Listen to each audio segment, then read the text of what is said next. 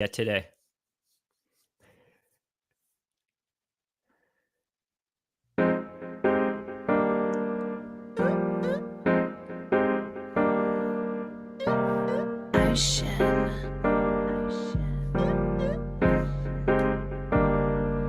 I feel like a locomotive, sipping, drinking Arizona. Mixtape just around the corner, did a lot in California. Can't wait to drop this on you. Yeah, they gon' have fun with that. Smash like Songam, and my songs gon' break through like a running back. Hello and welcome to the podcast that is always up to speed with Formula One. My name is Mark Hamilton, and joining me as always is my friend, my colleague, my neighbor, my frenemy, Mr. Mark Daly. But before I kick it over to him for our typical update and our typical Thursday night, Friday morning banter, I have to go on a bit of a tangent. Oh, Canada. Oh, Canada, indeed. You know, we are American in a way. We're America adjacent. And I think that we probably do a lot for Canada-US relations. But today is a very special day for Canada for a number of reasons. One, Andrew Wiggins, who I have lived and died with since he was drafted in 2014, is an NBA champion. He's an all-star. He's an NBA championship. Fantastic job. Great job to the Golden State Warriors. Boston Celtics fans, don't be too upset. You have a talented team. You're going to be back. But for Andrew Wiggins, who has universally disappointed through the first 8/10 of his career to win a title, is fantastic. Because if you listen to this show, and I'll make this a little F1 themed, he's always been my Lance Stroll comp. Very talented, never necessarily utilized, never empowered, never motivated. But kudos to him. Another Canada note, Drake surprised the entire industry tonight by dropping a new album that came out of nowhere. Wait, what? Super excited about. Yeah, man. I never even heard about this. Brand new album. So I was on the Wow. exercise bike this afternoon, and it came up on my Instagram feed. So I was consuming a little bit of that before the podcast began. So that's super, super exciting for everybody. The album is called Honestly Nevermind. Of course, you can find it on Spotify and Apple. Not a paid advertisement, I promise. And then I think finally, before we get to the Canadian Grand Prix later in this show, this is something I know you'll be excited about. They announced the host cities for World Cup 2026. Obviously, It is going to be shared between Mexico, the United States, and Canada. 2 Canadian cities were selected. Toronto, obviously, Vancouver, British Columbia. We are a host city. You and I, my friend, in 4 years, will be going to World Cup matches together, or maybe a World Cup match. I don't know, at the beautiful BC Place Stadium. I think we're probably going to hold as many as 6 games, which will be as many as almost any facility and city in the World Cup. So pretty exciting. So again, I'm going to take off my Canada hat, fold up my Canadian flag, and put it back in the drawer, pulling out the Star-Spangled Banner. We'll get to being a pro-America show, but I just wanted to make sure that I flexed a little bit on some of the exciting Canada stuff going on. My friend, how are you? Thank you, Mr. Brim. Yeah, man, I'm good. And, you took you like a couple of minutes to get into this. Like you say, there's a lot of great news. I'm stunned about the whole Drake thing. That completely slipped under the radar here, but it was a busy afternoon, so I'm going to check that out as soon as we get off the air here. We finish recording, but I'm good, man. I'm really good. It's been a busy week, but it's been a rewarding one so far. Looking forward to the race this weekend, the first Canadian Grand Prix since 2019. Can you believe that? It seems like it's been an eternity, but No, it's wow. crazy. It is. And I was going back and looking at some of the old race highlights and things like that. And I came across some kind of cool old race radios. And so I've got one here from 2018, which I thought was kind of cool. So I'm going to play this one now. And then I got a couple others. They're not exactly Canadian Grand Prix related, but they're kind of interesting and funny nonetheless. So here we go. Here's Canada 2018. Well, Max, good effort. Good effort. You're definitely in the race from here. I guess I still know how to drive. Yeah. Okay. That was kind of an interesting one there from Max from 2018. Was that after the race, after he had that shunt in qualifying at Monaco when he put it into the wall in Q3 Q3, and then started from the back of the grid? Or was that 2017? I've almost lost track. Everything Daily, I will take your word for it. COVID. Yeah. Pre-COVID is a blur to me. Everything pre-COVID is a bit of a blur. So I'll take your word for that. That was 2019. Okay, so here's another golden F1 radio moment to see if you can tell me who this is and when this was. It's a short one, so I might have to play it a couple of times. Here we go. I'm going to try 3 times, please, Fernando. I try already, so try yourself. I'll play that again for those of you that didn't catch it the first time. Try 3 times, please, Fernando. I try already, so try yourself. So was that Fernando in a Honda-powered McLaren?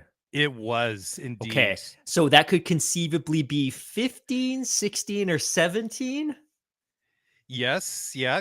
Towards the end of that, I mean, there's a lot of bad moments with reliability issues with that car, obviously. But did you want to take a guess here, or one more time? 17. Try 3 times, please, Fernando. I try already, so try yourself.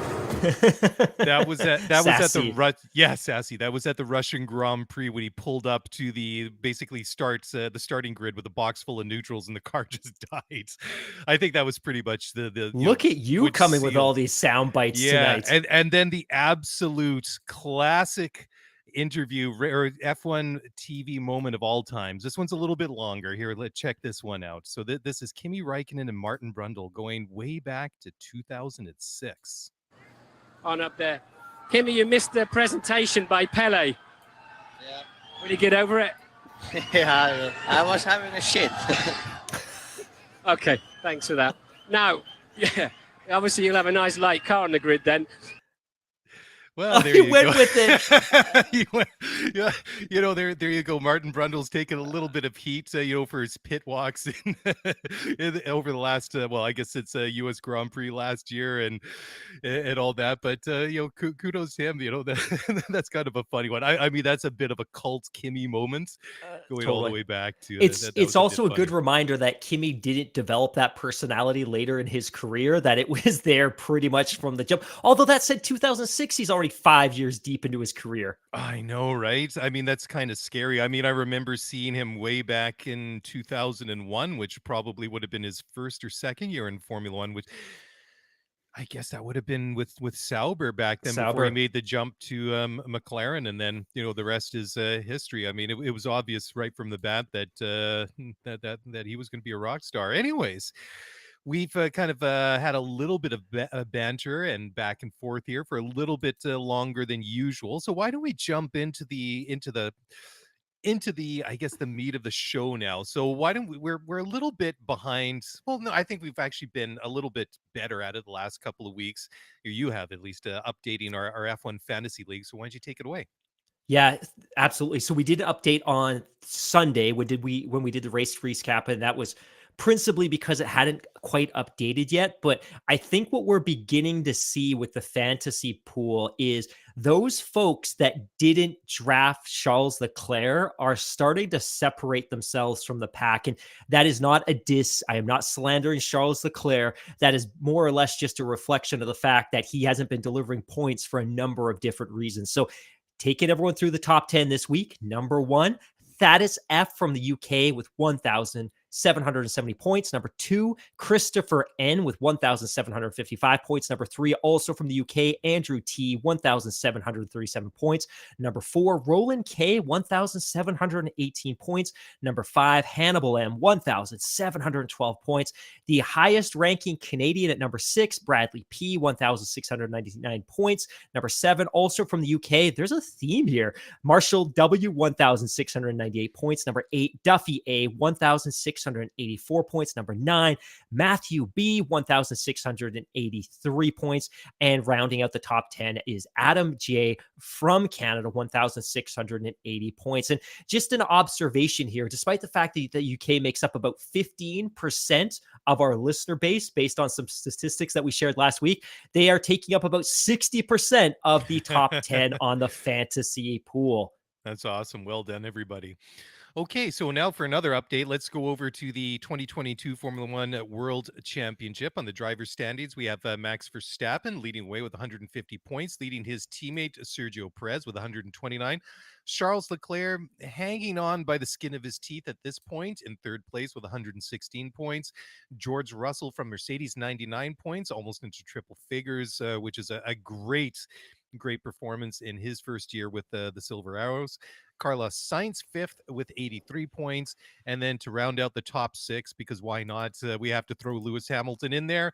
He has 62 points after 8 races. On the constructors' side, it is all Red Bull, 80 points ahead of Ferrari. Red Bull has 279 points in the constructors, compared to 199 for Ferrari. Mercedes, a fairly respectable 161 points, but kind of a substandard haul by their lofty standards. McLaren has 65, and then Alpine has 47. And then let's just take it over. Before we go on to the next agenda item, I just wanted to say big thanks to everyone. It's been a bit of an exciting week for me. It was a bit of a busy Tuesday morning. Excuse me, pardon me. First of all, I had a TV interview with Global News Calgary, just previewing the Canadian Grand Prix coming up this weekend. So that was pretty cool, spending about 5 or 10 minutes with Blake, the morning host. That was really cool. Followed up by another segment on Sky Sports UK. Thank you to everyone that took screenshots, sent us videos, especially those of you in the UK who sent us video, because unfortunately we don't get Sky Sports here. So it was really cool to see those, see the videos, and really cool to do that. It's been a couple of times in the last couple of weeks representing Scuderia F1 on Sky Sports UK. So pretty cool, and thanks for all the support. I mean, it's because of this awesome community that puts us on the radar, and we get opportunities to do amazing things like that. Yeah, 100%. I was super excited for you. You did a fantastic job because, of course, last week I didn't actually get the opportunity to see you with week one with Sky, but this week, of course, thank you to Imi for being able to capture that video and share it with us. That was fantastic. It was just also really cool, selfishly, to see Scuderia F1 podcast plastered along a banner on Sky Sports UK. That's pretty cool. Pretty sweet. Special. That's really cool. And let's be very honest, you've been around the media for a while, doing TV spots, doing TV drops. That's nothing new to you, but I think for both of us, it's still something that we get very excited about. And it's 100%. Really, yeah. It's a reflection of all the support that everybody that listens at home gives to us. So hopefully that will be a continuing trend for you, and you'll continue to support Sky through the rest of the season. Fingers crossed. And your global one, which was, I think that was almost a 5-minute drop, right? And for everyone globally, Global is a major national TV network in Canada. So you did a drop with them, spent, I think, 4 or 5 minutes talking about the Canadian Grand Prix. Also, excellent job, my friend. Thank you very much. It was a lot of fun, and it was a bit of a tight timing because I went from one literally right into the second one. So it was a busy start to my Tuesday morning. But talking about support and the support we've received, we wanted to mention support for another one of our good friends in the community here, and that's our buddy Magnus Greaves at the race weekend. Mark, why don't you do a little shout out for our friends over there? Yeah, absolutely. So Race Weekend, of course, is a phenomenal, I almost like to think of it as a bit of a bespoke Formula One publication, ad-free, coffee table size books. They publish every quarter. They're up to issue 3 right now. They most recently dropped the US edition with a great Daniel Ricciardo interview that was conducted by none other than Elizabeth Blackstock, who, of course, has been on our show a couple of times now and is also a big advocate for this program. So shout out to Elizabeth Blackstock. But it's a great publication. And again, people reach out to us, admittedly, my friend, people reach out to us all the time. Can you promote our podcast? Can we do a collaboration? Can you come on our YouTube channel? Can you promote this? Can you share this t-shirt that we have? Like, people come to us all the time. And I'll be very honest, like, I'm not open to promoting something that I don't necessarily see value in. And with Race Weekend, I think it's a great publication. I subscribe with my own money. I put my credit card in and I subscribe because I believed in it. And there's a few other obvious content creators out there that we're big advocates for, but I think they do a fantastic job. And admittedly, a couple of months ago, Magnus, who's the founder of Race Weekend, he came to us and said, hey, look, can we partner up and do a promotion together? And your listeners, if they subscribe using coupon code Scuderia Pod, will save 10%, and you guys will get a small commission. And we're super transparent and honest with the community, but I promise you, we would not be repping that publication if we didn't think it was a fantastic value. So if you have the opportunity, at least check it out, theraceweekend.com, THERACEWKND.com. Check it out.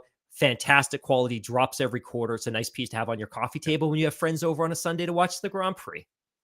Yeah, not only is it a great publication, but the people involved making that magazine are great people as well. So it's an easy one for us to get behind and promote. And just before we go on, another shout out, Want to give a big shout out to Pennzoil and Scuderia Ferrari, who sent us both some nice swag in advance of the Canadian Grand Prix. A nice big box full of a Pennzoil branded cooler bag and treats and merch and hats and everything.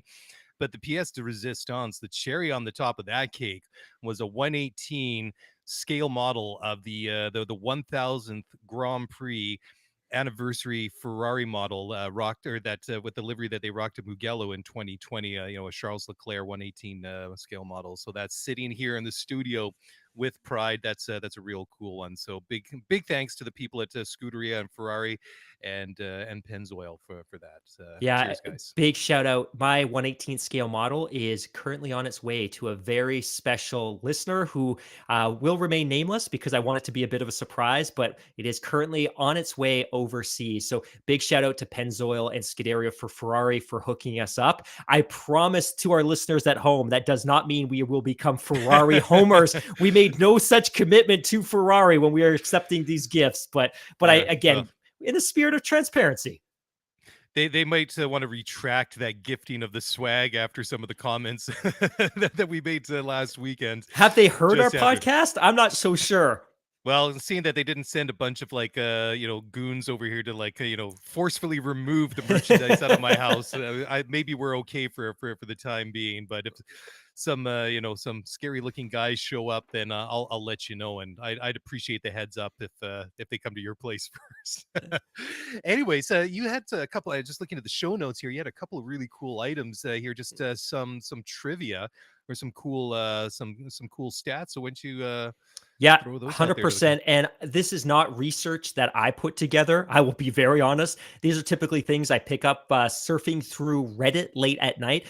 The first stat here, and unfortunately I wasn't sure who this came from, so I can't credit it, but Max is the youngest driver in the history of Formula One to win 25 races. Let me just take a look here, or let's take a look. Yeah, Max, youngest driver to win 25 races. It took Jim Clark 45 races, Jackie Stewart 54, Michael Schumacher 62, Senna 65, Prost 67, Vettel 77, Mansell 81, Lauda 88, Lewis 112 Grand Prix to crack 25 race wins, Max 118, and Alonso 123. Another quick stat here, probably not a surprise to most people at home, but it kind of speaks to how dominant Charles Leclerc was early in the season. Most laps led this season, Charles Leclerc 195, Max Verstappen 178, and Sergio Perez 3. A couple of really cool stats here, and I make this comes from Reddit.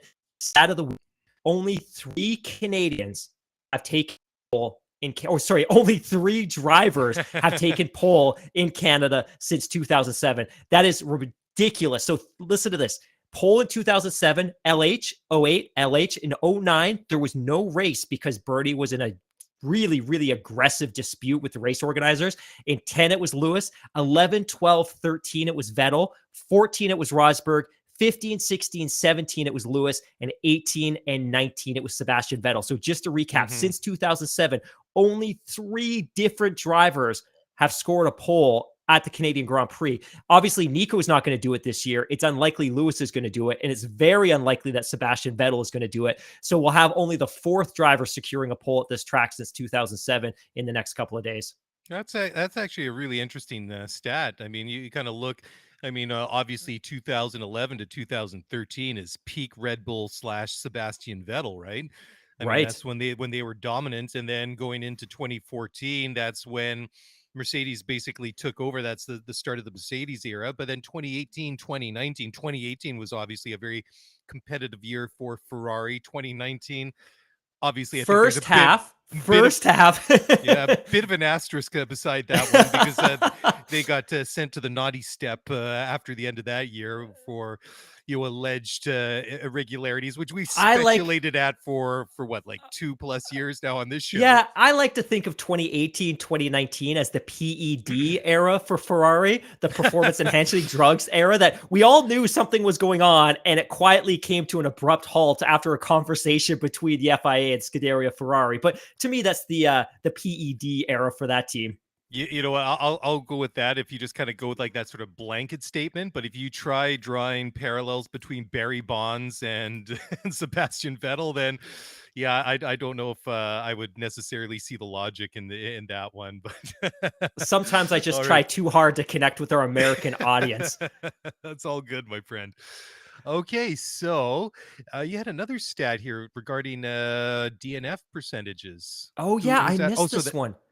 so this one's kind of cool. I Yeah, take it assume away. this Take is, it away. yeah. So I'm thinking this is obviously got to be a reference to Charles Leclerc and Carlos Sainz and everything that's happened with the Ferrari over the opening 8 races, which is what I can't quite read the number. I think it's about 18.8 or Yeah, 18.9%, 18.8. which I'm not sure what the reference would be in 2017. Would that also be with Ferrari or somebody else? I don't know. So this is across the grid. So the So it's just stat that we're across the looking grid. at here, Okay. and this came from Reddit from YNONA. The stat is really that this season has so far had the second highest DNF percentage of the last decade. So going back to 2012, and the number through this number of races: 2012, 14%; 2013, 12; 2014, 18; 2015, 7; 2016, 16; 2017 was a very high rate, and that was in large part, I think, because Lance Stroll DNF like the first 7 races of the season as he came to grips with the mechanical grip in tire compounds. But it was also the year that the Mhm. sport was transitioning to the much wider, bigger bodies. They'd gone to the Sure. bigger, wider tires, so there was some transition there. 2018, it dropped to 17. 2019, there was a ridiculously low DNF rate of 11%. 2020, 16. 2021 was very low at 13. And then 2022, it surged once again to 18.8%. And my bad, my friend, when I was putting this together, I probably should have made that graphic a little bit more legible for you, but I promise I'll do better next time. It's all good. Hey, Mark, why don't we take a quick break here? We're already 20 minutes into this thing, and then we come back, and then we'll start talking about some of the really big news that's dropped Sounds this great. week, especially this new technical directive from that came down from the FIA earlier today on Thursday regarding porpoising and all that.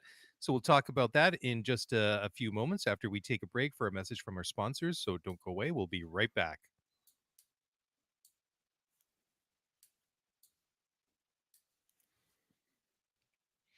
Okay, welcome back. And yes, big news that's here today is that the FIA has basically banned bouncing cars. So this is a bit of a it's a bit of a tricky one to get your mind around, but it kind of makes a lot of sense. So let me just pull up the technical directive here. This is a statement that dropped from the FIA on Thursday, which reads, quote, a technical directive has been issued to give guidance to the teams about the measures the FIA intends to take to tackle the problem. These include: one, closer scrutiny of the planks and skids, both in terms of their design and the observed wear. Two, the definition of a metric based on the car's vertical acceleration that will give a quantitative limit for acceptable level of vertical oscillations. The exact mathematical formula for this metric is still being analyzed by the FIA, and the Formula One teams have been invited to contribute to this process.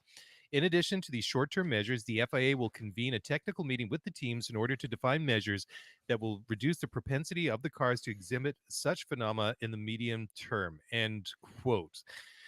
Right. So let's break that down. So basically, what they're saying when they're talking about vertical oscillations is porpoising. And we've talked about this quite a bit. We've had some explanations as to what porpoising is. It's basically when the cars are bobbing up and down, and just try and make it really simple. It's the fact that they're kind of losing the effect of the ground effects, pulling them closer to the ground. They kind of get that sort of that suction, then they lose it, so they bounce up and down.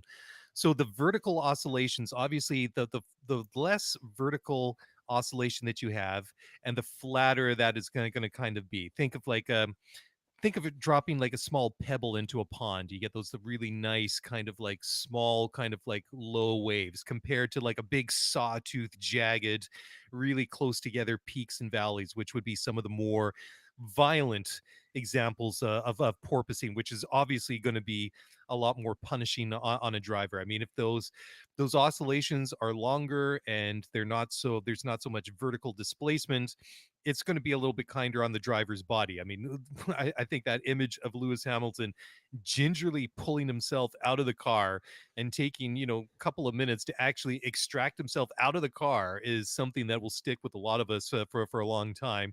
and then kind of watch Lewis kind of do the old man hobble up the pit lane afterwards was quite something to see. I mean, honestly. So this kind of makes like a lot of sense. So what they're going to do is they will observe, see how far that these cars are displacing up and down vertically, and then they'll be able to measure that.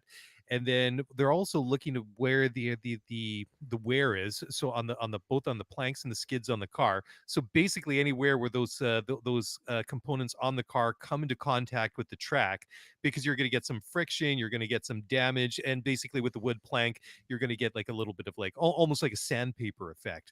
So they'll be able to see what's going on, and then I guess basically what they're going to do from there, if there's too much porpoising, they're going to make them do what? Raise the ride height, right, Mark? Yeah, absolutely. I think right from the top, to be fair, and I should probably reverse this train a little bit. Earlier today, as this news was breaking, I was basically messaging you saying you need to figure this out because I cannot wrap my head around what is happening here. But now that I think that we've had a couple of hours to process and review and listen and read, I think that this is a pretty bold move and a very brave move by the FIA.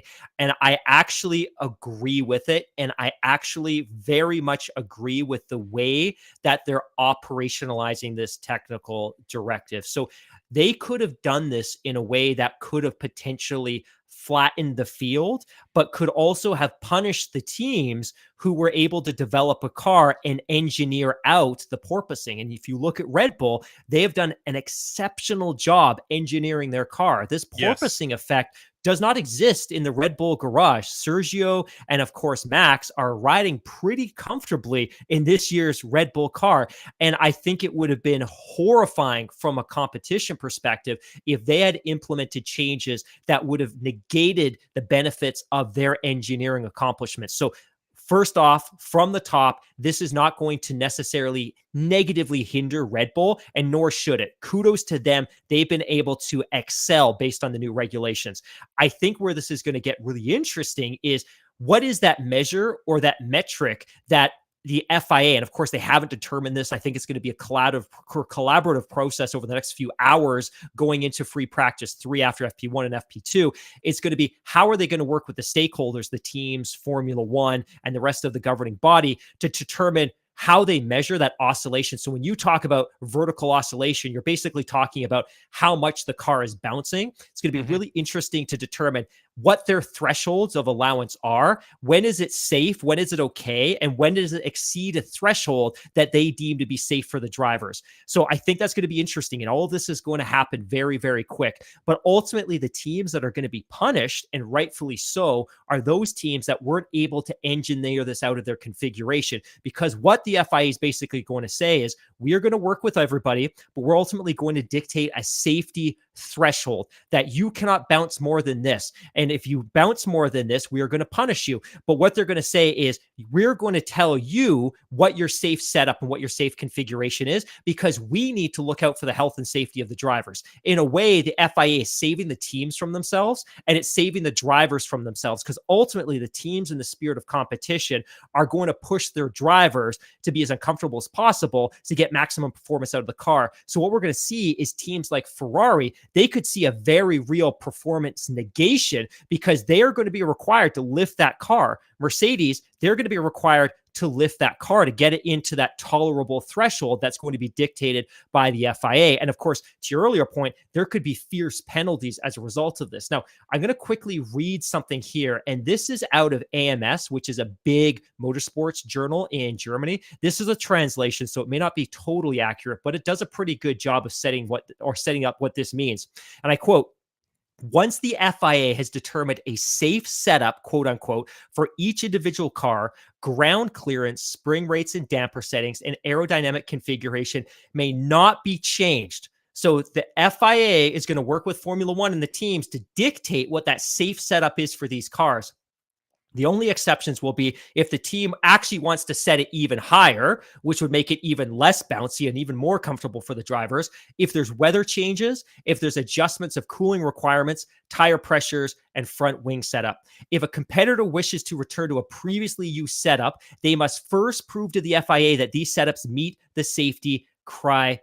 bacteria. So ultimately, what happened here is the teams demonstrated an inability to put their drivers in safe cars. Now, all of this said, I'm giving the FIA some credit.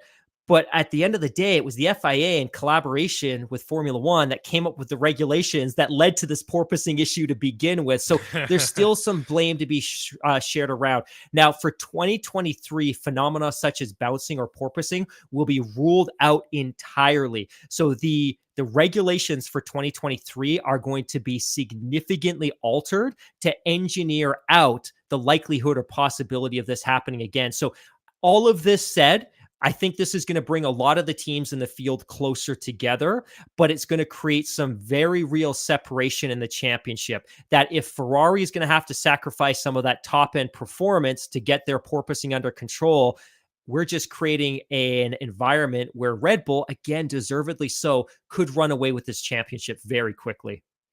Yeah, it really is kind of fascinating how these things have all turned around, right? And it's interesting because we've kind of been wondering, will one team really nail it when it comes to the new regulations?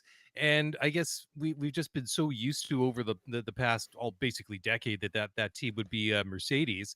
I mean, you can never really count out Red Bull because I mean they've got a design team led by Adrian Newey, who's one of the brilliant minds that's been around Formula One for literally decades now. But it's just interesting now that we've had these 8 races, how it's really this we found this equilibrium.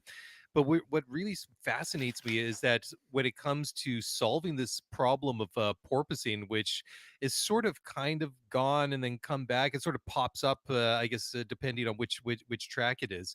And I thought that it might start to disappear once we saw the teams starting to introduce some of their upgrades that we typically see each year in around the Spanish Grand Prix in May. But it just do you not find it interesting that they decided to go through the quote unquote safety umbrella or route or whatever you want to call it, so to solve the porpoising issue? Or did you expect them to go like a different way, or did you expect them to get involved at all? I wasn't confident that they were going to get involved at all, but I think ultimately after what we saw in Baku and given the sheer number of drivers that were being very vocal, Lewis and Daniel Ricciardo and Carlos Sainz, I think they were put in an unenviable position where they realized that ultimately the teams aren't on a rapid enough design curve where they're going to be able to engineer this out. We've got to step in for the safety of the drivers because again, their principal role, officiating, governing, it's officiating the safety of the sport. So it was good to see. And I think the Grand Prix Drivers Association, the GPDA, and their directors have probably got to feel pretty good about this as well, because I think in recent years, the drivers increasingly have been frustrated because they haven't felt that their concerns around safety have been heard. And, I just got one other quick note here as well. And I picked this up in a Spaces chat earlier today, and it's not something that had occurred to me. And obviously prior to this year, when we were running 13-inch wheels, we had way fatter tires. So the sidewalls of the tires were way fatter. When you go to a bigger wheel, the width of the tire has to shrink and it has to harden because it has to be able to carry the weight of the car. So this year we went to 18-inch wheels from 13-inch wheels, which means that the sidewall is dramatically smaller. Well, under the old regulations, a significant amount of the suspension was itself the wheel, the tire. The tire itself functioned as a component within the assembly. This year, when you go to that 18-inch wheel and that stiff, ultra low profile tire, you are getting no suspension functionality from the tire at all. And typically that's fine, but you would offset it by softening the inboard suspension. So your actual dampers, you would soften them to compensate for the fact that you're not getting any suspension action from the tires. Well, this year, because of the ground effects, that downforce that's being generated under the floor of the car, they've actually had to stiffen the suspension.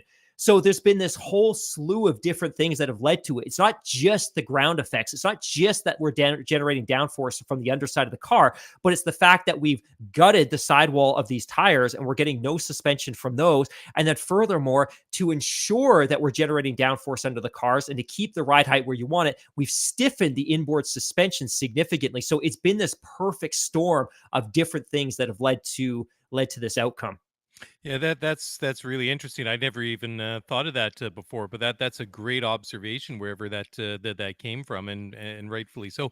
Another thing that I was thinking about too, when it comes to like the safety and the health of the drivers, is the obvious one that I just mentioned a couple of minutes ago was the gingerly walking, difficult removing himself from the car, Lewis Hamilton. But another thing I was wondering too is like because I didn't really think about it before today until I saw the word oscillating. And as soon as I thought about oscillating, started thinking about physics way back in the day in high school, I started thinking of waveforms. And then it really kind of really brought into mind sort of like that side view of the car rather, because I mean we get some of these front views where we see them violently bumping up and down, but then I was thinking watching the car from the side view, sort of kind of riding those peaks and the valleys of that waveform as the car oscillates up and down, right? And I was wondering, well, maybe there's like other things as well in play that maybe aren't getting mentioned as much. I don't know how much of a factor it might be, if it's a factor at all, but I wonder if that with the cars bouncing up and down like that, if that affects the drivers with like almost like a kind of vertigo to a certain extent. Can you imagine? I mean, obviously, like the physical jolt that you're taking, that I mean, Lewis was complaining about with just the the physical discomfort that he was in, and basically that his back was going numb, and what was the other one that he felt cold or whatever, which I'm like, oh dude, are you having like nerve damage out there? That does not sound good. But I was wondering about things like that because kind of just makes you wonder what's going on with the inside the inner ear, but maybe the effect just does not last long enough to really become disorientating like that. I don't know. It's just a The thought. I think you're onto something, and I think the other consideration, and it's not something that we've talked about, although it's been widely discussed in the community, is how much of the reliability issues that Ferrari are having this year are related to the porpoising issues that their cars are suffering. These gearboxes, these fuel cells, these power units, the turbochargers, they're not designed to operate under these type of conditions. So, we criticize Ferrari, but the reality is they're probably turning up this power unit because they want to be as competitive as possible. But then their entire drivetrain is being subjected to forces that they were never designed to be subjected to because of the porpoising issue. So it'll be interesting to see if their reliability issues clear up, if they're also required to raise the height of their cars to negate the impacts of the porpoising on their drivers. Here we go. I guess I should unmute myself here before I start talking again. But yeah, it's interesting just when you look at some of these different issues that are going on.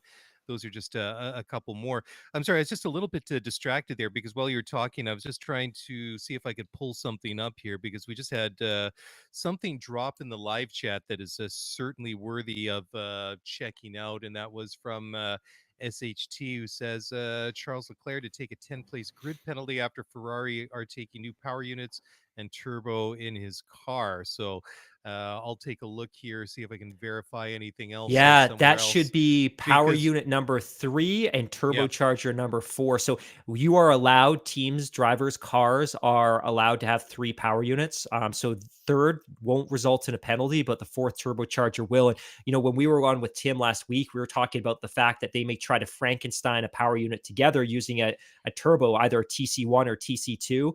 Obviously, TC3 was destroyed.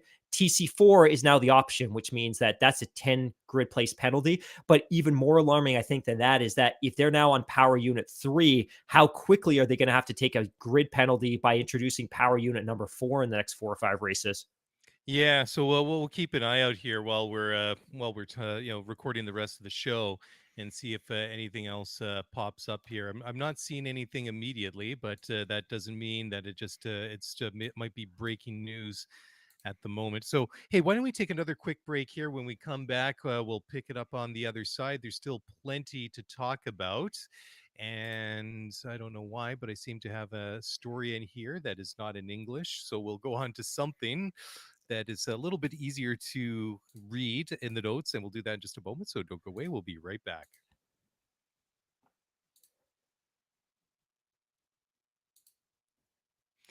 All right, welcome back to the show. Mark and Mark here, breaking down all the latest news in Formula One on the eve of another Grand Prix weekend. This time in our home of Canada at the in Montreal on Ile Notre Dame and at Circuit Gilles Villeneuve. Kind of looking forward to that, obviously.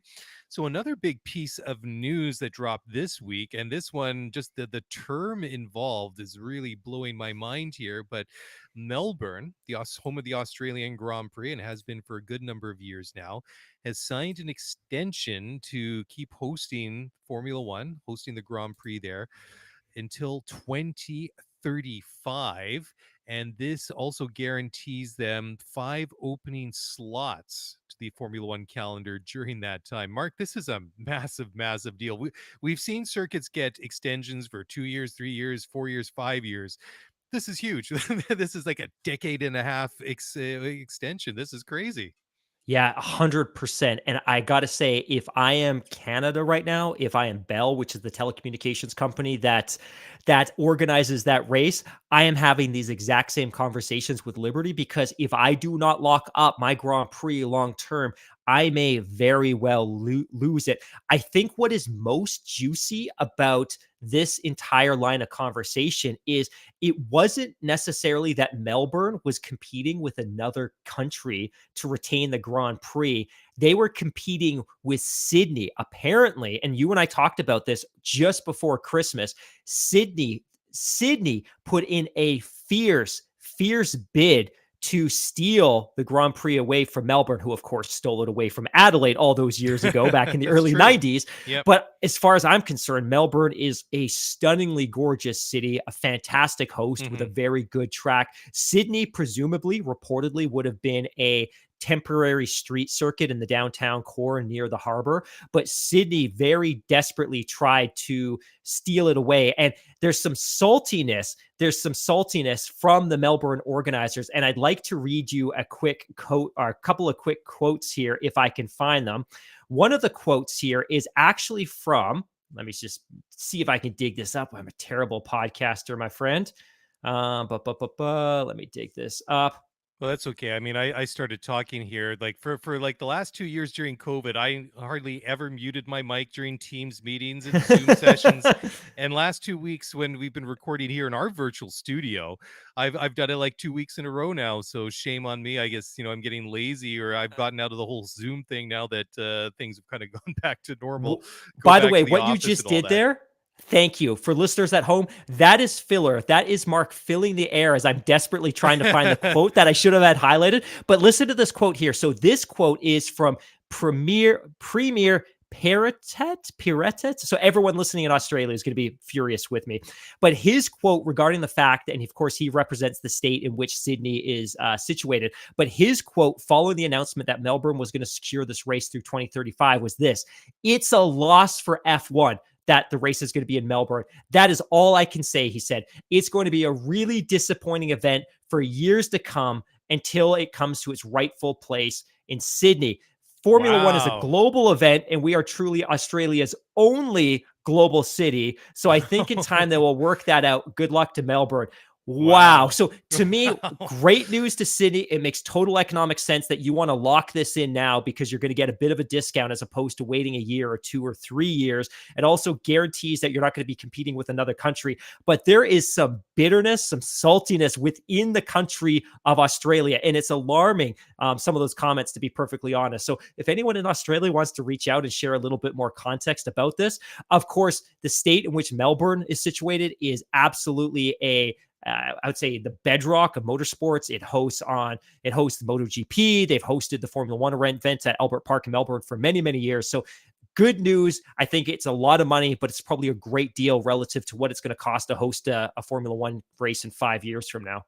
Yeah, but it's also interesting too, because regardless of the being guaranteed the season opener 5 times of that 13-year extension, it seems for the remaining 8 years or whatever it is, that they're still going to be on the front loaded end of the calendar. They're going to be in the first 3-4 races or something like that. Hey, but sticking with the Australian theme here, I want to just talk now a little about Danny Ricciardo. I mean, we've talked about this over the last couple of weeks. I think maybe it was 2-3 weeks ago. I think it started when Zach Brown, the CEO of McLaren, was basically saying that Daniel hasn't been living up to the expectations that McLaren has. He hasn't lived up to his own personal expectations. And then Ricardo kind of echoed that, but he's kind of walked that back now a little bit. I'm talking about Danny Ricciardo, not Zach Brown. But anyways, he almost sees it as a bit of a compliment. I'm just trying to pull out the little bit of this comment here. He says, quote, "I know the team cares about me, and therefore there's an expectation as to where I can perform and where my ability lies. So with Zach's comments, I am well aware of how I am doing. I take it as a roundabout way of a compliment because he also believes I can be doing better. I'm my biggest critic, and I don't take that stuff to heart. A bit of pressure is good. It's not something I take personally or negatively," end quote. So what do you make of that, Mark? Is that Danny Rick being realistic? Is that Danny Rick being a little bit in denial? Is this Danny Rick maybe accepting that the end is nigh, or is it a little bit of all of the above? What do you think? Yeah, maybe a little bit of all of the above. And, obviously he's been a big critic of his own performance really for many years. His first year at Renault wasn't super successful. He scored a couple of podiums in his second and final year with that team. Last year was not a great year, despite the fact that he had that shock win. And I emphasize that in Monza based on some unique circumstances, although a win is a win, and he put himself in a position to take that Grand Prix. That's fair. But this year's been a little bit different. I think presumably he also needs to be starting to build himself up a little bit, that if he senses that there's a possibility he may not be back with this team, he seriously needs to start projecting some outward positivity and confidence in his performance, because ultimately his management team is going to need to find somewhere for him to drive next year. And if he's constantly down on himself and questioning his performance and agreeing with some of the comments that Zach Brown are making public, it's going to make it very difficult for his management team to help secure him an agreement somewhere else. So I think part of this is salesmanship on his behalf too, that, hey, look, you know what? I think things are coming together. I feel like I'm making some great strides. We're doing great things with this team. It's all going to come. If he's constantly down on himself and questioning his performance, it makes it really difficult for his team to find him a ride next year. And, if it's not F1, maybe it's somewhere else, but I think he needs to start selling himself, and there needs to be a degree of salesmanship through all of this as well.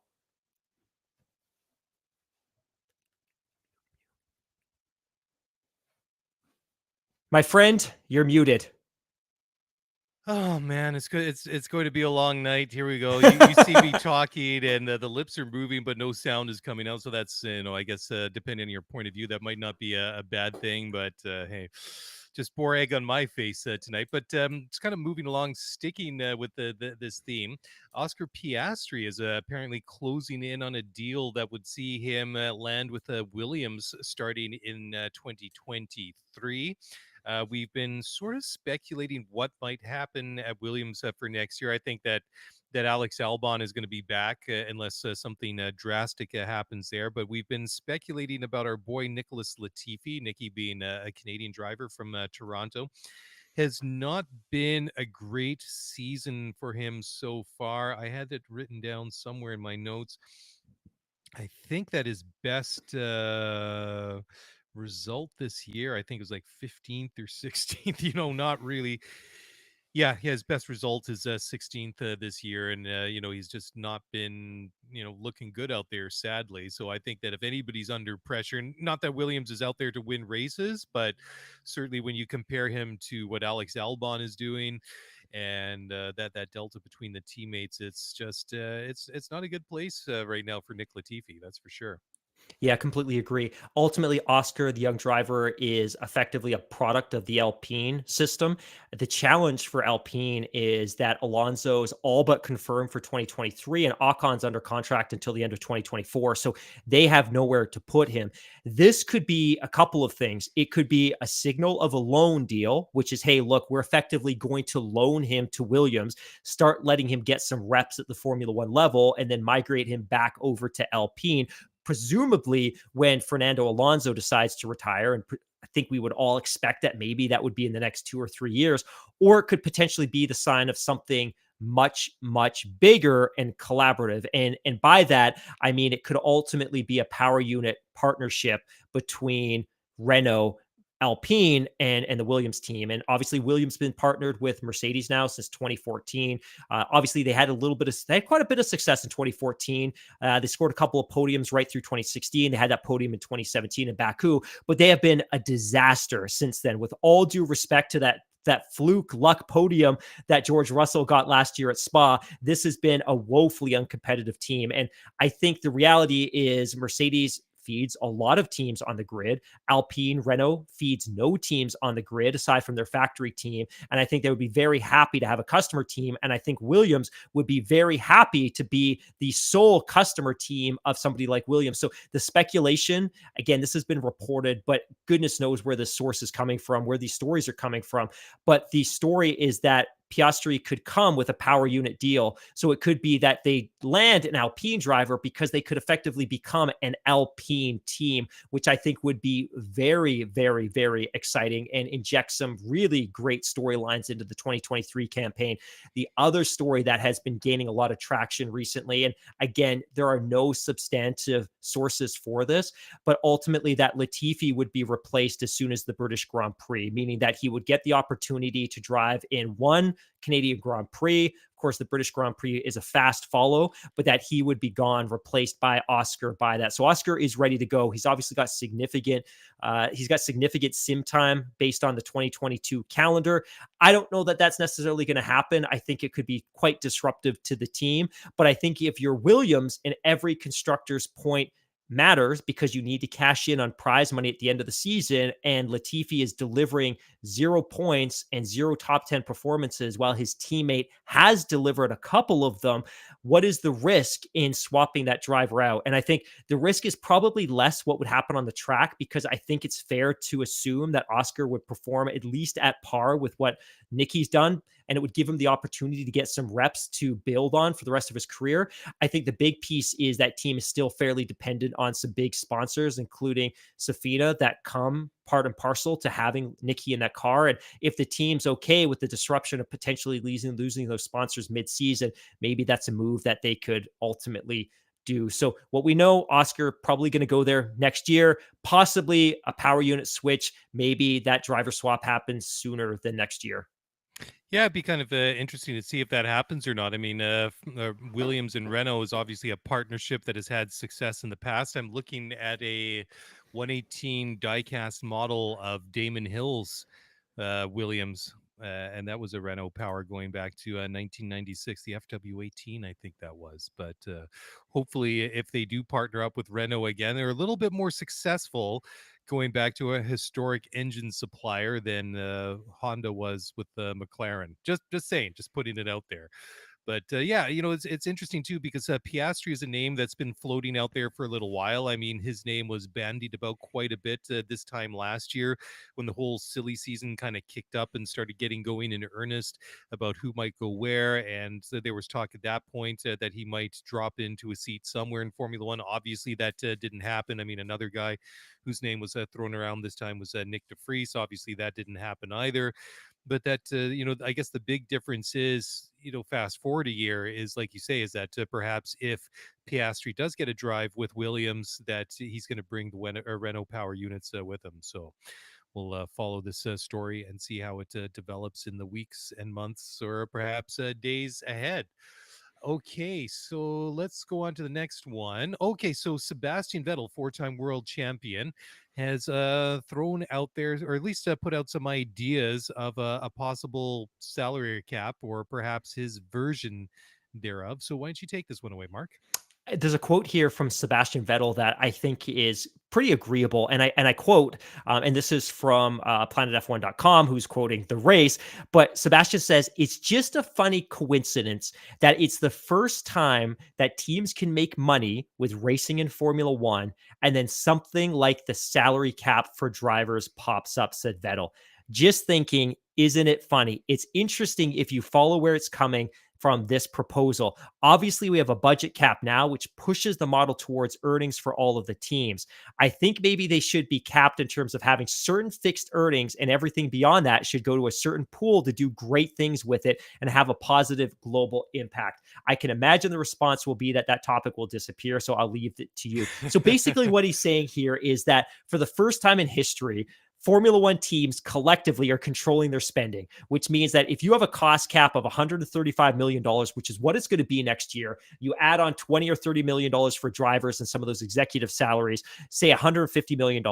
Anything you earn beyond that in sponsorship and prize money, that is profit for the owners of that team. That is profits, because you can't reinvest it into the team because of the cost cap. So what he's saying is, hey, isn't it funny that for the first time, F1 teams are making potentially boatloads of money, and now they want to cap the earnings of the driver? So I totally get where he's coming from on this one. And like we talked about last week, and we talked about on a couple of spaces over the last couple of days, ultimately, if the drivers don't feel heard by the FIA when their concerns about safety are being openly and kind of discussed in public and in the media pen and on podcasts, etc.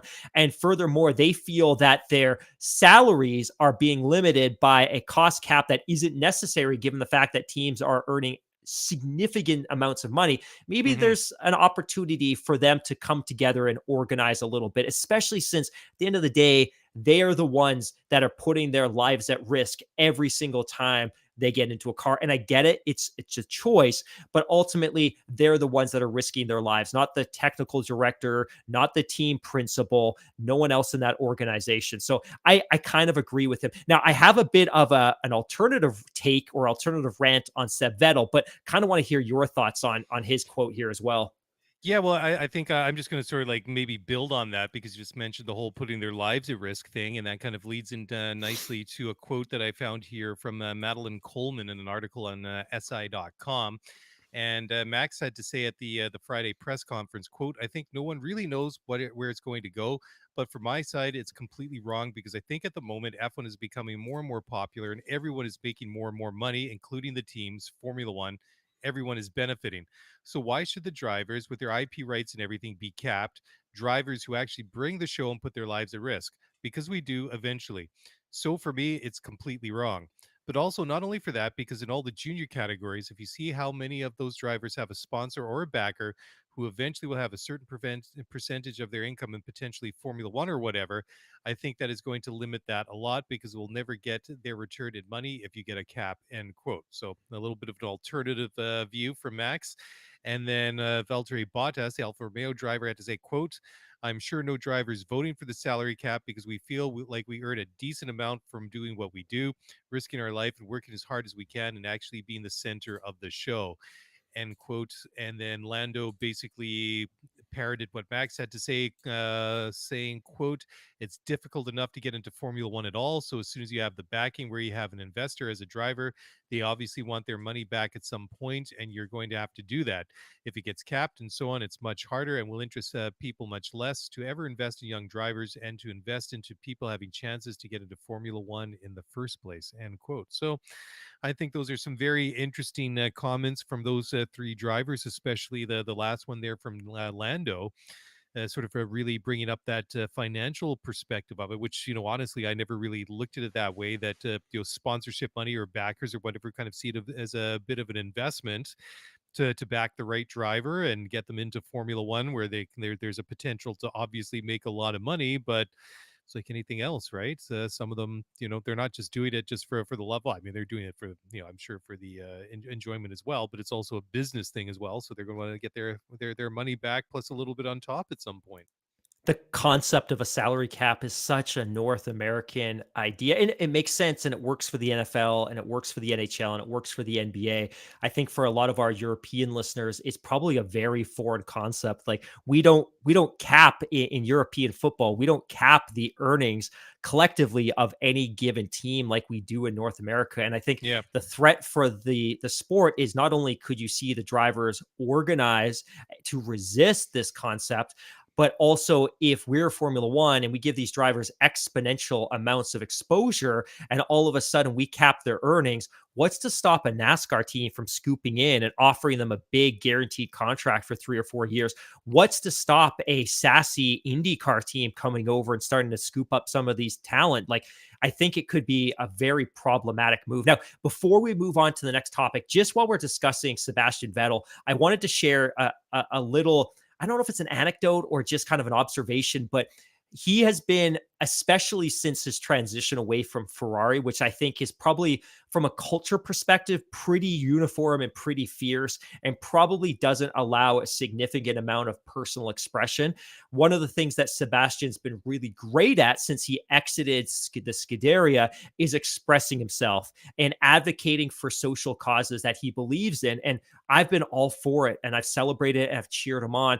But today he showed up at the Canadian Grand Prix wearing a t-shirt that said, "Stop," and I'm quoting, "Stop mining tar sands, Canada's climate crime." And for those of you that are listening outside of Canada, Canada is a extremely resource rich country in terms of minerals, in terms of oil, in terms of water, in terms of lumber. Now, we don't necessarily do a great job of monetizing that. And there are some very strong environmental forces in this country that help regulate how we do it.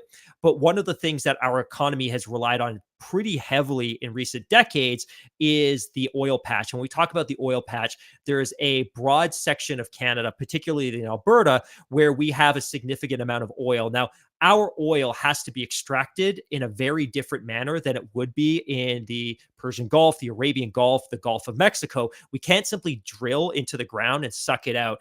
It is enmeshed in sand. So the process that we use to extract that tar or that oil is by using a huge amount of fresh water to basically separate the oil from the water. So it is very resource intensive. It is a very expensive way to get oil, but it's worked when the value of oil is high. So basically that's what he's speaking to, just to provide a little bit of context. So he shows up at the Grand Prix wearing this shirt. I get it.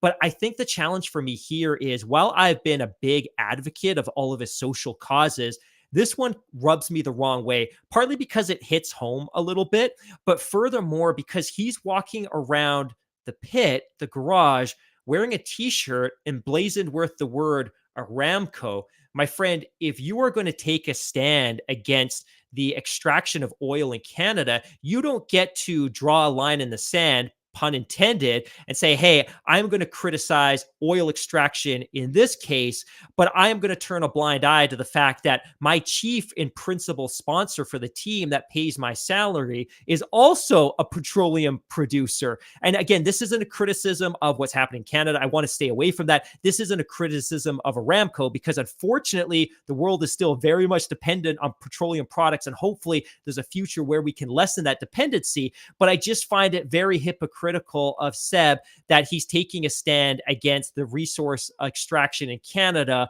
but he's also being paid entirely by a companies whose chief and principal form of profiting is from resource extraction itself. So Seb, again, I love you. I love that you take a stand, but you can't take a stand and turn a blind eye to the fact that one of the Aston Martin chief sponsors is themselves a resource extractor. Yeah, it's a difficult tightrope to walk at times, isn't it? I made you very uncomfortable with that one, because you're like, oh, Hamilton, where are you going with this one? No, that's fine. I mean, if you got an opinion, by all means, go for it. It's just I don't really know what I could add to that you haven't already said in your little rant there over the last couple of minutes. So, but why don't we just before we take into the last break, why don't we just transition away from that? Because we've been talking about it.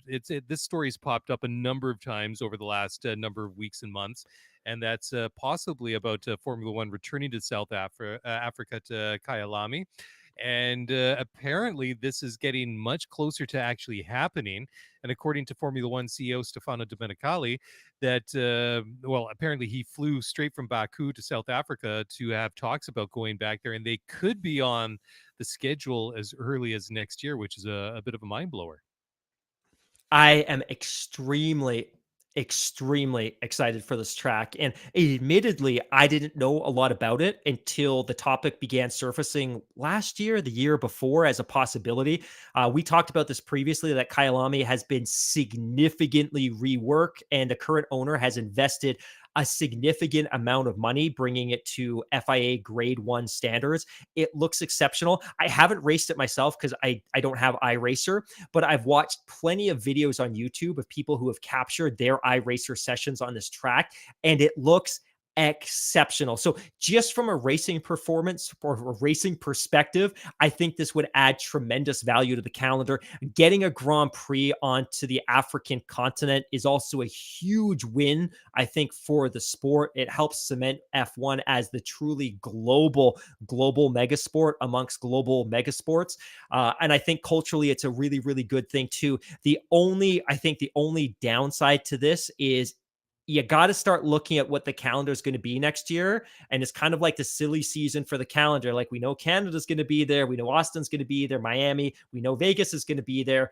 China might come back next year, although they maybe don't, but Japan's going to be there and Singapore is going to be there. And then all of a sudden you have this cluster of races, including Spa, and it's not so certain they're going to be there. So we probably expect that France is going to drop off unless they can get into some sort of rotational basis with another race.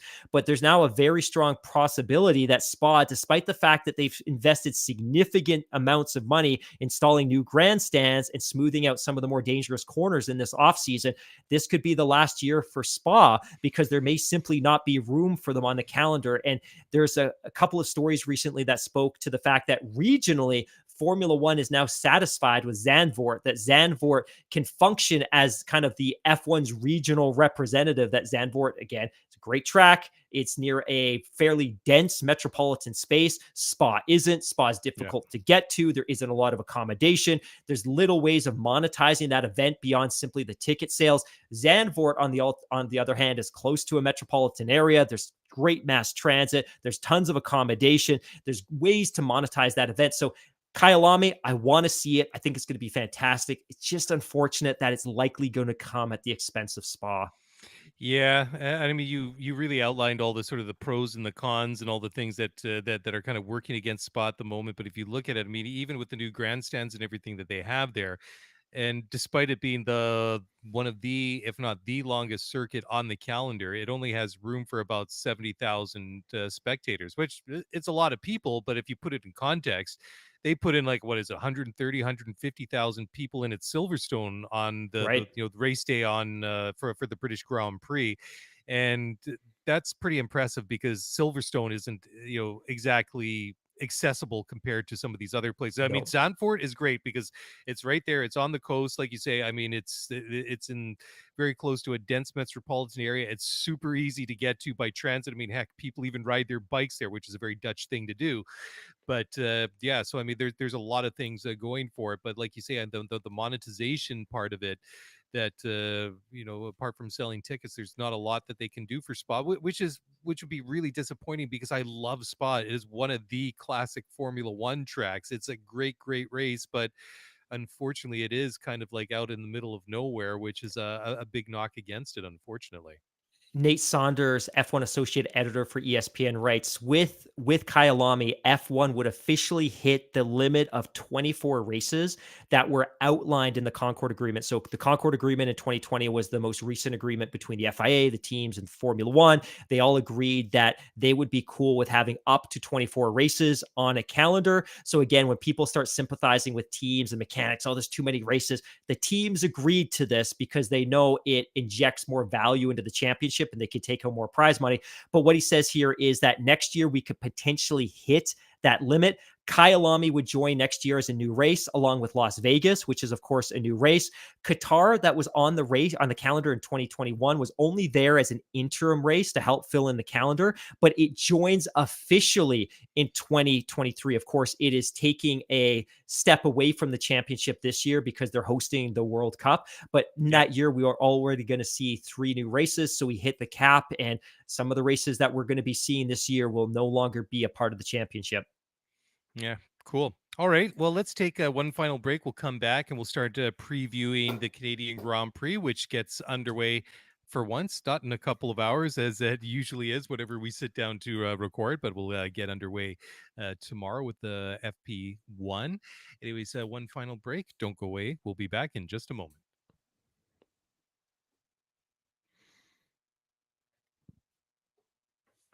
All right. Well, welcome back to the show. And it is that time to start looking ahead to the weekend of racing that we have coming up.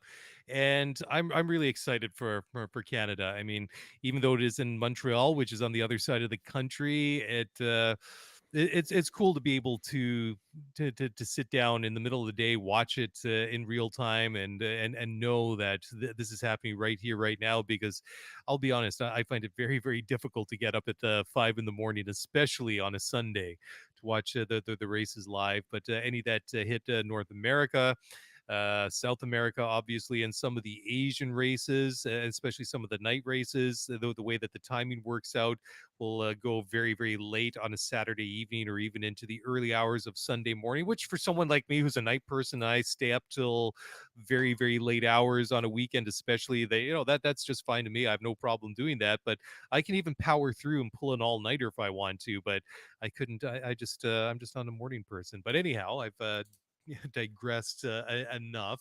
So let's take a look at the Canadian Grand Prix this weekend. So it's being held at Circuit Gilles Villeneuve, which is at Ile Notre Dame in the middle of the St. Lawrence Seaway, which used to be the rowing venue for the 1976 Olympic Games that were held in Montreal. So, like we were saying off the top of the show, it is the first Canadian Grand Prix to be held since 2019. Obviously, didn't happen last year. It didn't happen the year before because of COVID and all that nasty stuff that we've been through. But Canadian Grand Prix actually goes back to 1961.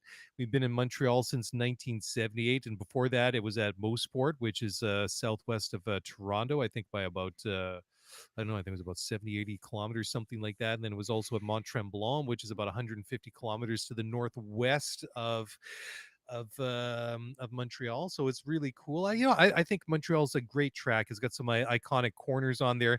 You have the Senna S, which when you leave the start finish at the beginning of the race, you have a slight dog leg, a little flick to the right.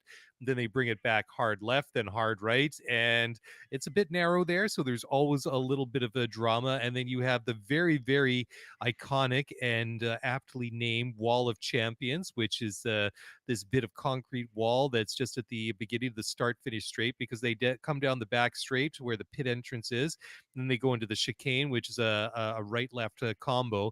And so many well-known drivers have put their car into that wall, then therefore the name Wall of Champions. But we've also seen some pretty iconic moments. I mean, if you go back to, again, like that Fernando quote off the beginning of the show, I'm kind of drawing a blank as to the year because, the whole COVID gap in between. But remember when Lewis broke Senna's pole record at Montreal? Was it, I guess, 2017, 2018? And then in that sort of post-race interview, he was presented with one of Ayrton Senna's race-worn helmets. That was a pretty cool, and obviously a pretty emotional moment for Lewis Hamilton. But I'm just looking here, just at the Wall of Champions. So some of the names that have tagged the wall there include world champions Damon Hill, Michael Schumacher, and Gilles Villeneuve, who crashed there all at the the same year, 1999,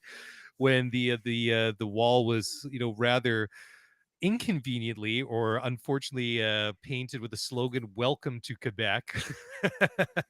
And then we've also seen Juan Pablo Montoya. Carlos Sainz has also crashed into it, as Jenson Button.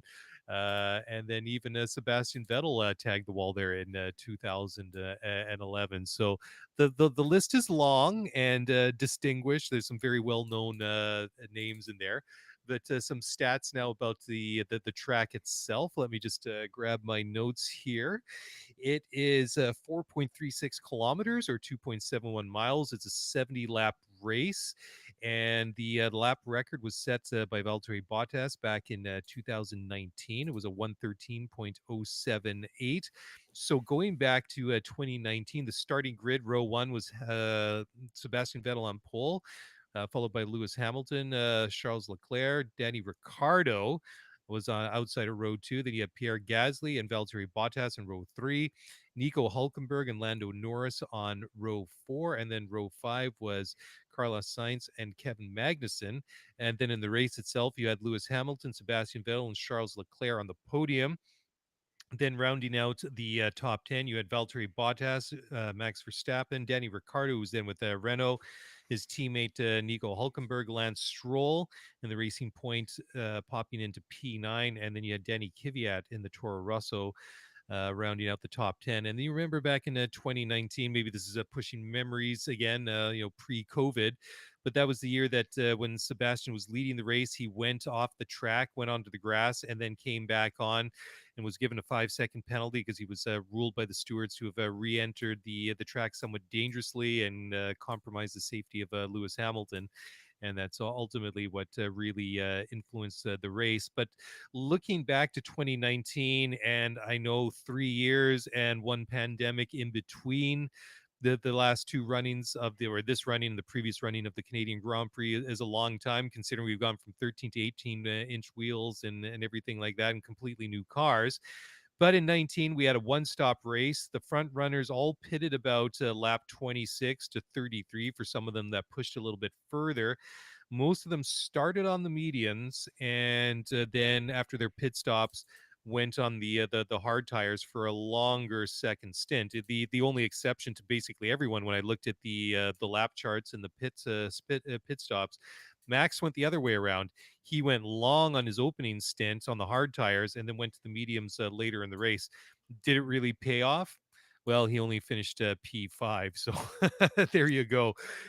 I'll leave that out there as to whether or not that was a worthy gamble by Max Verstappen.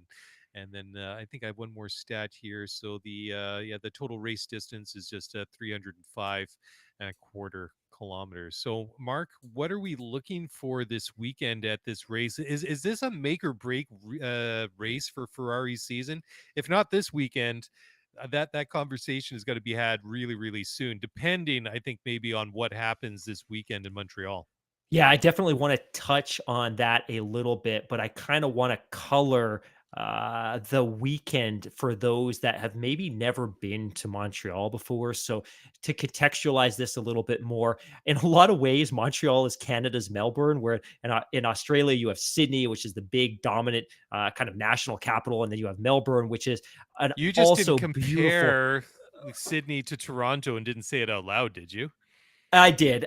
So I don't know who I offended more, people in Quebec or people in Australia, but in many ways, Montreal was for a very long time Canada's biggest, most important, and its biggest business center. That shifted in the 70s and 80s. That became Toronto. Toronto is now the biggest city in Canada, but Montreal is still a huge metropolitan space, and it is incredibly different than Toronto. It's very multicultural. Obviously, the French language has a big role in that city. People often say it's a European city, but it is a big event city. So concerts, festivals, and of course, the Grand Prix have been a staple of life and a big part of the social fabric of that community now for decades.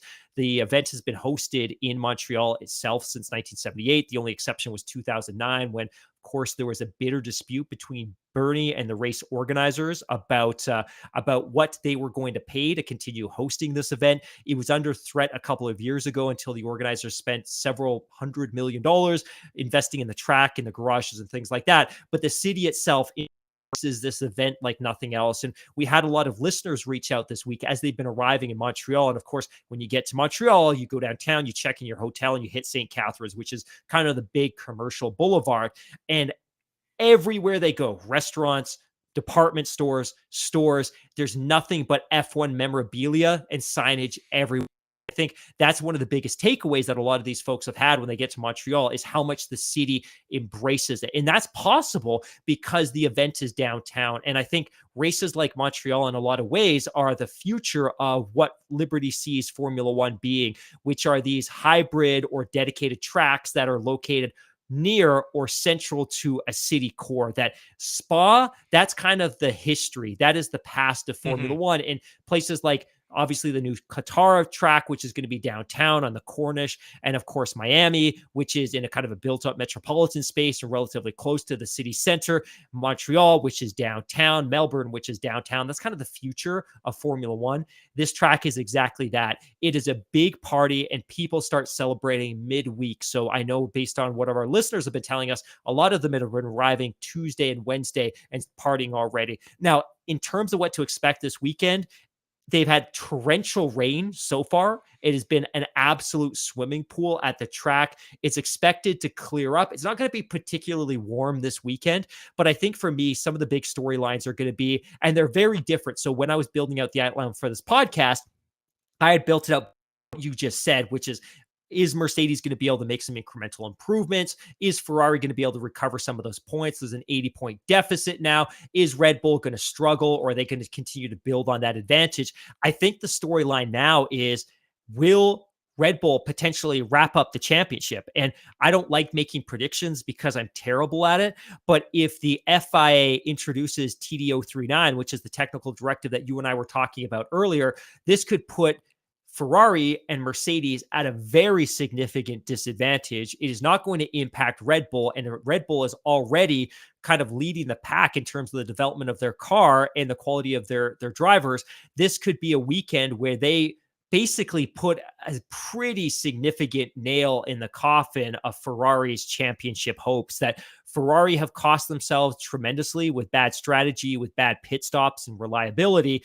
Now this technical directive could be the nail in their championship hope. So my fear is that Red Bull storm away to a 1-2, continue to cash in points. And regardless of who finishes 3, 4, and 5, it's going to be a distant 3, 4, and 5. And again, I'm cautioning everyone listening at home, I am not criticizing Red Bull. They are where they deserve to be. They engineered themselves into the position that they're in. But I think ultimately TD039, in the spirit of driver safety, may hamper the performance of that Mercedes and Ferrari enough that this could be an easy race win for Red Bull. Now, to your point earlier, this is a great track. You know, on paper, it doesn't look spectacular. It's only 14 turns. It is a punishing track, by the way. It is very tight. There are concrete barriers along most of the walls. If you make a mistake, even aside from the Wall of Champions, if you make a mistake, you are going to be eating concrete in a hurry, and your race weekend will be over. There is little forgiveness at this track. It looks great on TV. It drives well. The aggregate's in pretty good condition. I think it probably needs to be resurfaced in the next 2 or 3 years. It's not particularly abrasive on tires, which is why I don't think that they're in a significant hurry to do so. Earlier today, by the way, Tim Hauraney posted a really great video, which we retweeted, and he actually is on track walking through people through the couple of corners that lead into the Wall of Champions and explaining why it can be so problematic. But aside from all of that, it's a race I definitely look forward to. And like you, I'll be very honest, man. You know what? Full reveal, full transparency. I rarely get up at 5 or 6 a.m. to watch a Grand Prix live. With the F1 TV Pro app, I will wake up at 8 and watch it from there before it gets spoiled by social media. But this is a great race for us because you and I get to watch it live. The other thing that I'll add as well is typically in a given normal non-pandemic year, the Canadian Grand Prix is usually the most watched race on the F1 calendar in terms of TV ratings. This is typically the biggest TV draw, and it's because it happens early afternoon in North America. It's prime time for the 500 million people that live in North America and the hundreds of millions of people that live in South America. And it's also prime time TV viewing in Europe. So Europe, Western Europe, it's 7, 8, 9 p.m. They're sitting down, they can watch it. So typically this is the most watched race on the F1 calendar, and also one of the biggest TV sporting events on the calendar every year, typically after the Super Bowl and one other event. So a lot of eyeballs on this event, and it's a big showcase for the province of Quebec, the city of Montreal, and Canadian as a whole, or Canada as a whole. I'm going to be in Montreal in about 2 months. We're going to make it part of our summer vacation this year. We're going to go down there for a couple of days.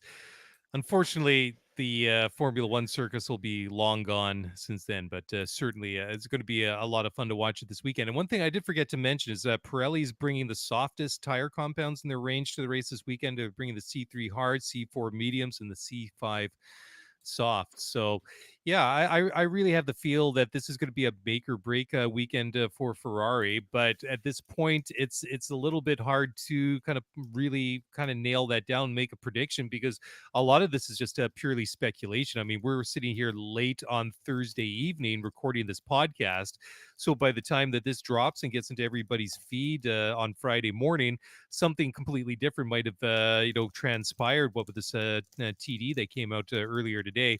So this is very much a developing story, and we'll see how this is further implemented and how this is going to be monitored and scrutinized by Formula One and the FIA over the course of the weekend. Do we know for a fact that this is going to be implemented this weekend, or is this going to be like one of these things? So remember last year with the flexi wings, they said, okay, starting from, I think it was the French Grand Prix, that this is what we're going to do. This is what the new rule is. This is how we're going to police it. But there seems to me to be a little bit kind of like hastiness when it comes to this new TD that dropped earlier today. I'm maybe it's just me kind of being a little bit out of the news cycle a little bit this afternoon, but to me, it just seems a little bit vague as to when this is going to be actually, when this is going to go live. Based on everything I've read, it sounds like it's designed to be implemented for FP3 for qualifying.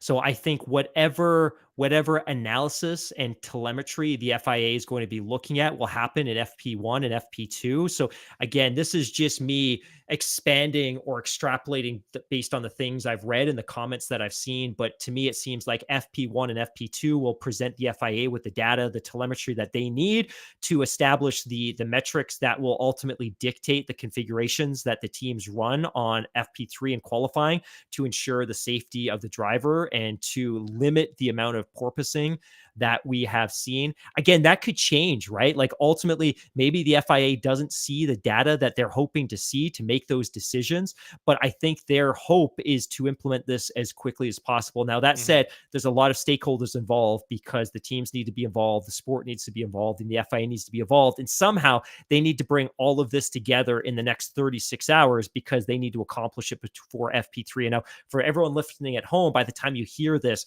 there may have been rapid developments about this, but I would expect to see something happen this weekend. I just hope it doesn't become the dominant story, but I suspect that ultimately it could. And by being a dominant story, I mean, it could really aid Red Bull. And again, it's not a slander at Red Bull because they've designed a brilliant car that has not suffered the effects of porpoising. But on the other hand, I'm also very happy that the FIA didn't level the playing field and unnecessarily disadvantage Red Bull and punish them for having developed a great car.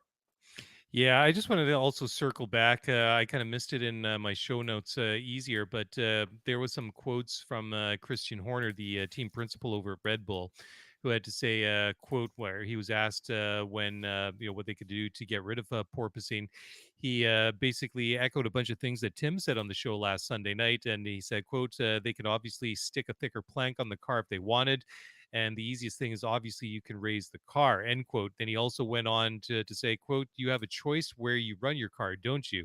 You should never run a car that's unsafe. But I think there's more I think that's more for the technical guys, because certain cars have issues and there are some cars that have very few issues. So it would seem unfair to penalize the ones that have done a decent job versus the ones that have missed or perhaps missed the target slightly. So obviously, I think that second sentence from Christian there is a bit of a veiled remark at directed towards Ferrari and Mercedes. He's obviously in the first half where he says it's unfair to penalize the ones that have done a decent job. He's obviously referring to the job that Red Bull, his own team, have done compared to Ferrari and to Mercedes, who he sort of says somewhat, diplomatically, the ones that perhaps missed the target slightly. So, I guess that's a nice way of saying that you don't have a car that is as quick or as competitive as ours. So, Mark, before we dim the lights and turn off the mics, do I put you on the spot once again for a prediction this week? I know that you've sat on the fence a couple of times this year, so at some point It's easy, man. It's easy this it's easy. week. Okay, sure. Yeah. I've got a couple of predictions. One, that Max will qualify on pole and he will win the race, and that Sergio will finish second. But I also have another prediction, and that is that I will continue to plead and beg and ever so gently and kindly ask our listeners for reviews and ratings on Apple Podcasts and for ratings on Spotify. I've said it before, folks at home, we put a lot of time and energy in this podcast, and we love doing it simply because we get so much positive energy and so much positive feedback from everybody at home.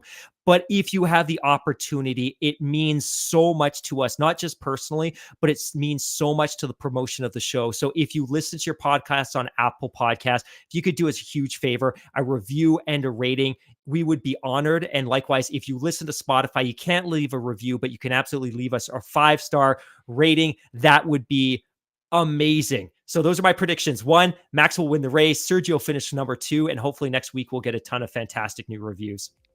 Well, there you go. I think that's a good place to leave it. I'm going to echo that. I think Max wins. I think Sergio comes home in second. And I'm going to say that Lewis is going to get on the podium.